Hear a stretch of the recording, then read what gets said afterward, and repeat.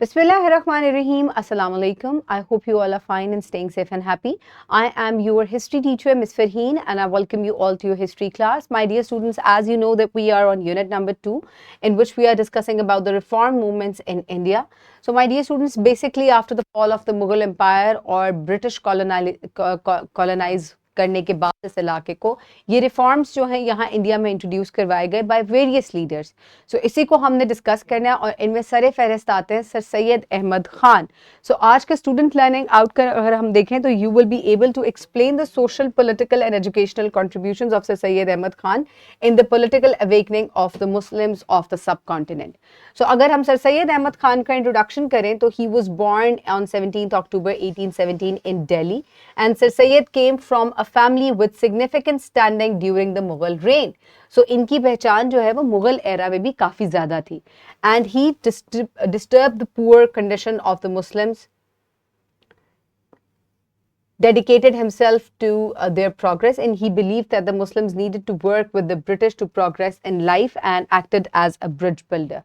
So जब मुसलमानों को काफ़ी तकालीफ का सामना था तो सर सैयद अहमद खान को इससे बहुत परेशानी होती थी और उन्होंने बेसिकली क्या सोचा कि उन्होंने ये सोचा कि मुसलमानों को अंग्रेज़ों से नफ़रत नहीं करनी चाहिए बल्कि जो एक गलत फहमी है अंग्रेज़ों के और मुसलमानों के दरमियान इसको दूर होना चाहिए।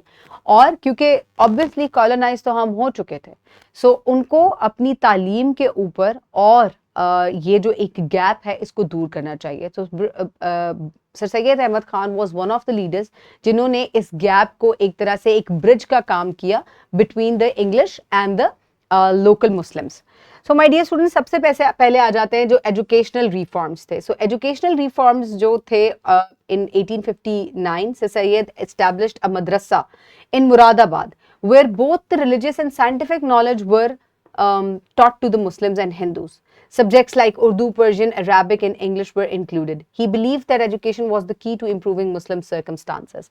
So जो educational reforms उन्होंने शुरू किए तो सबसे पहला reform क्या था कि उन्होंने एक मदरसा बनाया और वो मदरसा कोई रवायती किस्म का मदरसा नहीं था जहाँ पे सिर्फ दीनी तालीम दी जाती हो, बल्कि दीनी तालीम के साथ जो मॉडर्न एजुकेशन है जिसमें science, English, Urdu, Persian and various other languages, mathematics, इसको भी इंक्लूड किया गया।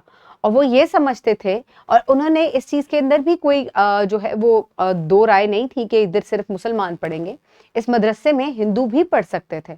और उन्होंने ये चीज़ जो है वो बार बार मुसलमानों को या लोकल्स को अवेयरनेस दी कि तालीम जो है वो आपके राइट्स जानने के लिए बहुत ज़्यादा ज़रूरी है।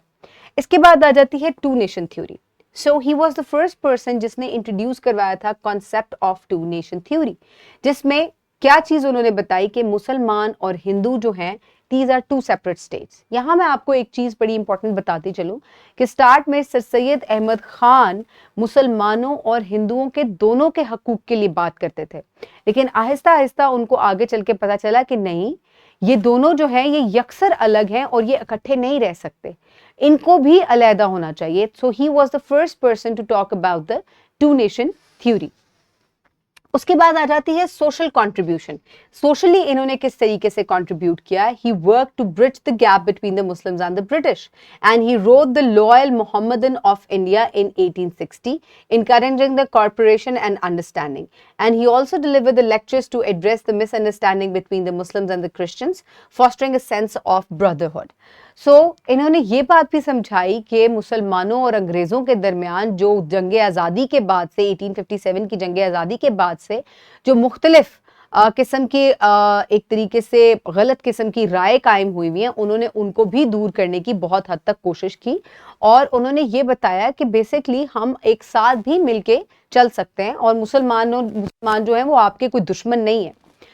फर्दर पॉलिटिकली भी इनकी बहुत सारी कंट्रीब्यूशंस थी। इन्होंने एम्फसाइज किया कि मुसलमान जो हैं ये बेशक माइनॉरिटी हैं, लेकिन इनको एडवांस एजुकेशन भी मिलनी चाहिए और इनको इकोनॉमिकली भी स्ट्रेंथन अप होना चाहिए और इनको पॉलिटिक्स के अंदर भी अपॉर्चुनिटीज मिलनी चाहिए ताकि इनकी जो and he followed a policy of loyalty to the British, urging Muslims to focus on education and avoid politics.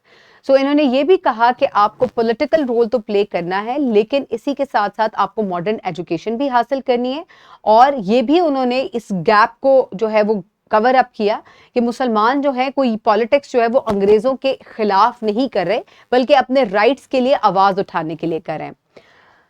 Further इन्होंने बहुत सारी एजुकेशनल कंट्रीब्यूशंस भी की, जिसमें इन्होंने जो है बहुत सी किताबों का तर्जुमा उर्दू में किया, अंग्रेज़ी किताबों का, साइंटिफिक किताबों का, ताकि लोग जो हैं वो मॉडर्न नॉलेज से जो है वो फैज़याब हो सके।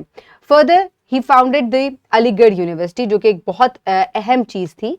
So on 24th May 1875, Sir Syed laid the foundation of the Mohammedan Anglo-Oriental School, which eventually became Aligarh University in 1920, playing a major role in the Muslims' education. So ये एक बहुत important reform था जो कि sir Syed Ahmad Khan ने शुरू किया। ना सिर्फ इन्होंने मदरसों का आगाज़ किया, बल्कि इन्होंने एक स्कूल बनाया जो कि अल्टीमेटली यूनिवर्सिटी का जिसको बाद में जाके दर्जा मिला 1920 में, और बहुत मुसलमान जो हैं उन्होंने यहाँ से तालीम हासिल की।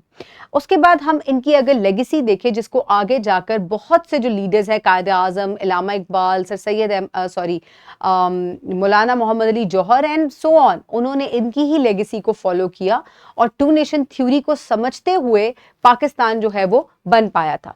सो इनकी लेगेसी को अगर हम देखें तो sir Syed Ahmad Khan passed away on 27th March 1898.